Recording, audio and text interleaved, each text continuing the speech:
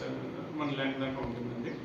So price తక్కువగా, but ఇదేంటంటే వీళ్ళు ఎక్కువ రేట్లకి అమ్ముతున్నారు. ఇప్పుడు మేము దీనిలో అబ్జర్వ్ చేసింది ఏంటంటే ప్రైస్ ఎంఆర్పీలు ఎరేస్ చేసేసి ఎంఆర్పీలు స్ట్రైక్ ఆఫ్ చేసేసి దాన్ని ఎక్కువ రేట్లకు అమ్మడం జరుగుతుంది. ఇది సమాచారం సార్ లేక మీకు లేదు, యాక్చువల్లీ గుంటాయిగూడెంలో రెగ్యులర్ విజిట్స్ మేము చేస్తుంటాం కదండి, ఇదే మా జాబ్ కాబట్టి రెగ్యులర్ విజిట్ మాత్రం మనం చేయడం జరిగింది. మేము కూడా నిఘా పెట్టున్నాము ఇప్పటి నుంచి చేద్దామని.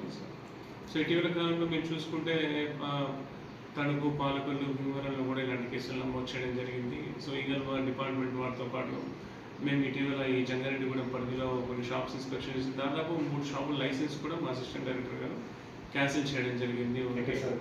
ఒకటి వచ్చేసి నూజివీడులో సాయి బాలాజీ మెడికల్ అనే ఒక షాపు, దాని తర్వాత ద్వారకా తిరుమలలో ఒక షాపు, అత్తిల్లో ఒక షాప్ అంటే వెస్ట్ గోదావరిలో వస్తుంది, అత్తిల్లో ఒక షాప్ కూడా క్యాన్సిల్ చేయడం జరిగింది. దాని తర్వాత చూసుకుంటే భీమవరంలో కూడా ఏవి మెడికల్ అనే ఒక లైసెన్స్ కూడా మేము క్యాన్సిల్ చేయడం జరిగింది.